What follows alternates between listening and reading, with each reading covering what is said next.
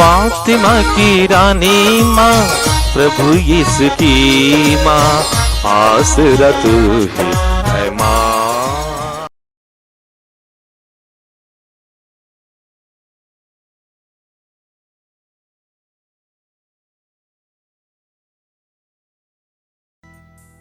पहला पाठ राजाओं का दूसरा ग्रंथ, अध्याय 5, पद संख्याएं 1 से 15 तक।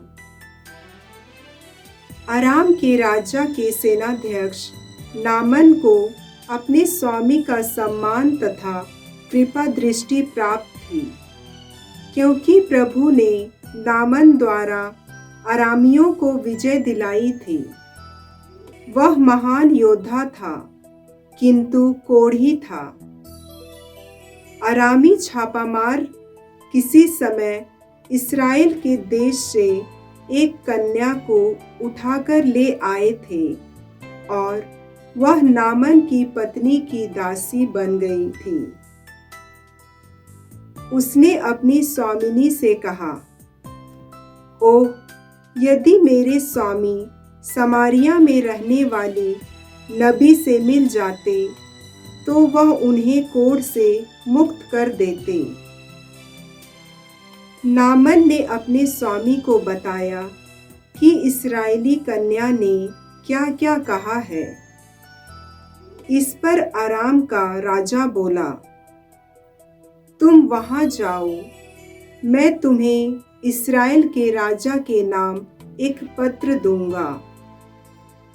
नामन चल पड़ा और वह चांदी के 10 तोड़े, सोने की 6000 अशर्फियां और 10 जोड़े कपड़े अपने साथ ले गया। उसने इस्राएल के राजा को वह पत्र दिया। उसमें यह लिखा था, मैं इस पत्र के साथ अपने सेवक नामन को आपके पास भेजता हूँ, जिससे आप उसे कोढ़ से मुक्त कर दें। इस्राएल का राजा पत्र पढ़ते ही अपने वस्त्र फाड़कर बोल उठा, मैं तो ईश्वर नहीं हूँ जो मार और जिला सकता है, तो उसने किसी को कोढ़ से मुक्त करने के लिए क्यों मेरे पास भेजा है? वह निश्चय ही मुझसे लड़ने का बहाना ढूंढ रहा है। जब ईश्वर भक्त एलीशा को यह पता चला कि इस्राएल के राजा ने अपने वस्त्र फाड़ डाले हैं, तो उसने राजा के पास यह कहला भेजा, आपने क्यों अपने वस्त्र फाड़ डाले हैं? वह मेरे पास आए तो वह जान जाएगा कि इस्राएल में एक नबी विद्यमान है। इसलिए नामन अपने घोड़ों और रथों के साथ आकर एलीशा के घर के द्वार पर खड़ा हो गया।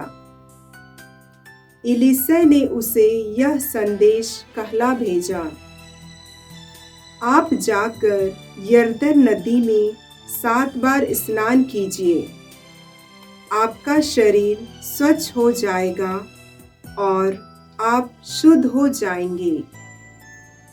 नामान क्रुद्ध हो उठा और यह कहते हुए चला गया। मैं समझ रहा था कि वह स्वयं बाहर आकर मुझसे मिलेंगे, अपने प्रभु ईश्वर का नाम लेकर प्रार्थना करेंगे और कोढ़ के स्थान पर हाथ फेर कर उसे दूर कर देंगे। क्या दमिश्क की आबाना और फरपर नामक नदियों का जल इस्राएल के सब जलाशयों से बढ़कर नहीं है? क्या मैं उनमें स्नान कर शुद्ध नहीं हो सकता था? इस पर वह मुड़कर क्रोध के आवेश में चला गया। उसके सेवक उसके पास आए और यह कहकर उसे समझाने लगे, पिता, यदि नबी ने आपको कोई कठिन कार्य करने को कहा होता तो आप उसे अवश्य करते। जब उन्होंने इतना ही कहा, स्नान कीजिए और आप शुद्ध हो जाएंगे, तो आपको एक ऐसा अवश्य करना चाहिए। इसलिए उसने जाकर यरदन नदी में 7 बार डुबकी लगाई, जैसा कि एलीशा ने उससे कहा था, और उसका शरीर फिर छोटे बालक के शरीर जैसा स्वच्छ हो गया। वह अपने सब परिजनों के साथ एलीशा के यहाँ लौटा। वह भीतर जाकर उसके सामने खड़ा हो गया और बोला, अब मैं जान गया हूँ कि इस्राएल को छोड़कर और कहीं पृथ्वी पर कोई देवता नहीं है। प्रभु की वाणी। ईश्वर को धन्यवाद। भजन अनुवाक्य। मेरी आत्मा ईश्वर की, जीवंत ईश्वर की प्यासी है। मैं कब जाकर ईश्वर के दर्शन करूंगा। हे मेरे ईश्वर, हरिणी जैसे जलधारा के लिए तरसती है। मेरी आत्मा वैसे ही तेरे लिए तरसती है। अनुवाक्य। मेरी आत्मा ईश्वर की, जीवंत ईश्वर की प्यासी है। मैं कब जाकर ईश्वर के दर्शन करूंगा। मेरी आत्मा ईश्वर की, जीवंत ईश्वर की प्यासी है। मैं कब जाकर ईश्वर के दर्शन करूंगा। मेरी आत्मा ईश्वर की, जीवंत ईश्वर की प्यासी है। मैं कब जाकर ईश्वर के दर्शन करूंगा। अनुवाक्य। मेरी आत्मा ईश्वर की, जीवंत ईश्वर की प्यासी है। मैं कब जाकर ईश्वर के दर्शन करूंगा। मेरी आत्मा ईश्वर की, जीवंत ईश्वर की प्यासी है। मैं कब जाकर ईश्वर के दर्शन करूंगा।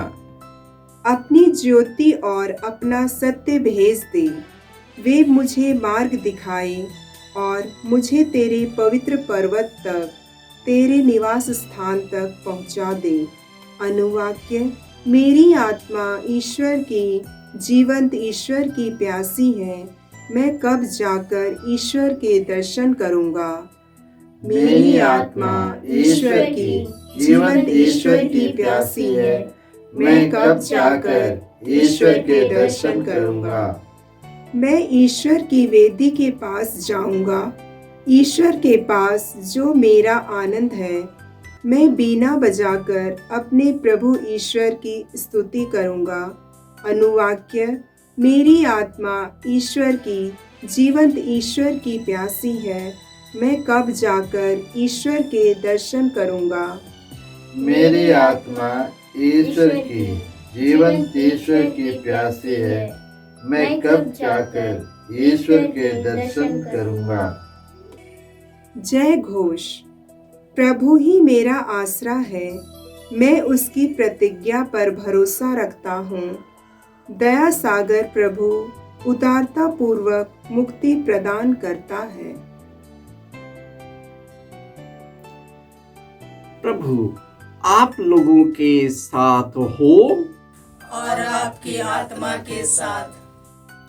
संत लूकस के अनुसार प्रभु यीशु ख्रिस्त का पवित्र सुसमाचार। हे प्रभु तेरी महिमा हो।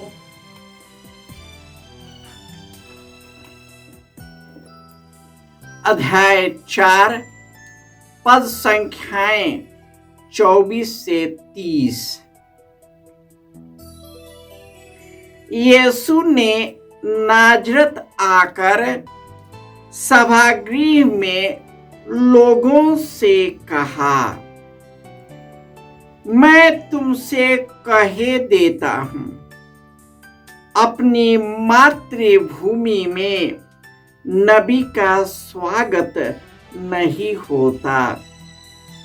मैं तुम्हें विश्वास दिलाता हूं कि जब एलियस के दिनों में 3.5 वर्षों तक पानी नहीं बरसा और सारे देश में घोर अकाल पड़ा था, तो उस समय इस्राएल में बहुत सी विधवाएं थी। फिर भी एलियस उनमें से किसी के पास नहीं भेजा गया। वह सीदोन के सारेप्ता की एक विधवा के पास ही भेजा गया था। और नबी एलिसियुस के दिनों में इस्राएल में बहुत से कोढ़ी थे, फिर भी उनमें से कोई नहीं, बल्कि सिरी नामान ही निरोग किया गया था। यह सुनकर सभागृह के सब लोग बहुत क्रुद्ध हो गए। वे उठ खड़े हुए और उन्होंने यीशु को नगर से बाहर निकाल दिया। जिस पहाड़ी पर उनका नगर बसा था, वे यीशु को उसकी चोटी तक ले गए ताकि उन्हें नीचे गिरा दे, परंतु वह उनके बीच से निकलकर चले गए।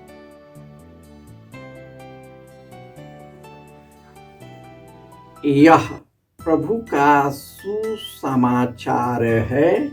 हे क्रिस्त तेरी स्तुति हो। ख्रिस्त में प्यारे भाइयों और बहनों, हमारा ईश्वर शक्तिशाली ईश्वर है।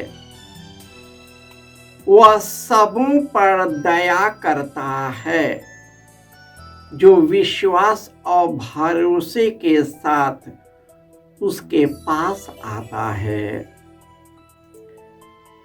क्योंकि ईश्वर दयालु और करुणामय ईश्वर है।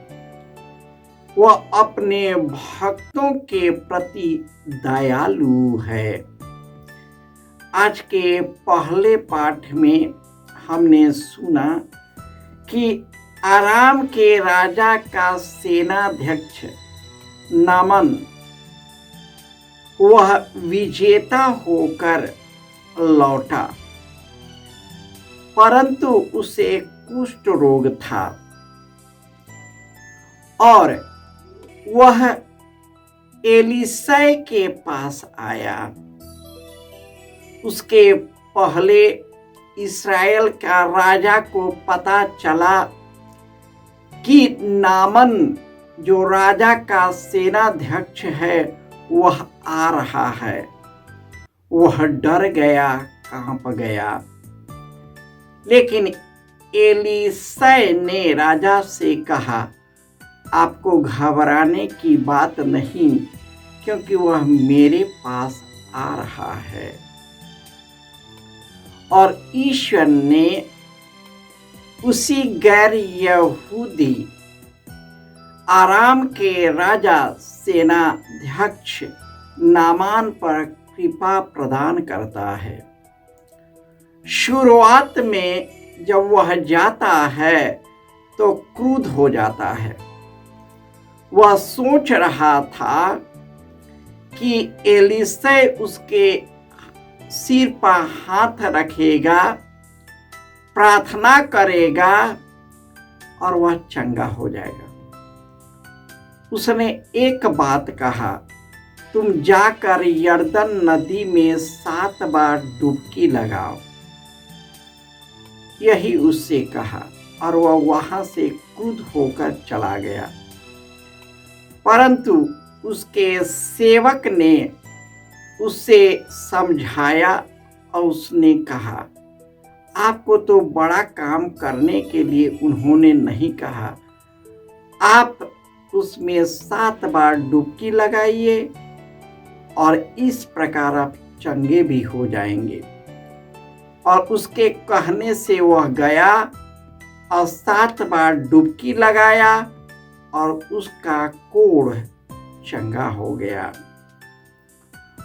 उसका विश्वास ईश्वर में मजबूत हो गया और ईश्वर को हृदय से प्यार करने लगा। उसका मन और हृदय ईश्वर के प्रति आसक्त हो गया। उसी प्रकार जब यीशु अपने नगरी जाते हैं नाजरत, तो वहाँ के अपने लोगों ने उसका तिरस्कार किया। और जब उन्होंने यह बात कही कि नबी एलियस के दिनों में इस्राएल में बहुत सारे विधवाएं थी, लेकिन वह सबों के पास नहीं भेजी गई, वह सेरेप्ता की विधवा के पास ही भेजी गई जो गैर यहूदी थी। उसी प्रकार इस्राएल में बहुत सारे कुष्ठ रोगी थे। उनमें से सब के सब एलीशा के पास नहीं भेजा गया, लेकिन सीरी नामान।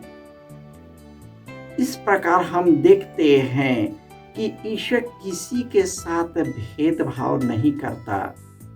यदि कोई भी मनुष्य विश्वास और भरोसे के साथ यीशु के निकट आता है, ईश्वर उसको भला चंगा और स्वस्थ करता है। हमारे केंद्र में आने वाले अधिकांश अन्य धर्मों के लोग आते हैं। उनका विश्वास यीशु में इतना दृढ़ हो जाता है कि वे बारंबार आते हैं, क्योंकि उन लोगों ने यीशु के प्रेम का अनुभव किया। हम भी उसके प्रेम का अनुभव करने के लिए बुलाए गए हैं। तो आइए हम पश्चातापी और शुद्ध मन से यीशु के पास चले और वे हमें पूर्ण रूपेण स्वस्थ करेगा, हमें जीवन प्रदान करेगा। जय यीशु।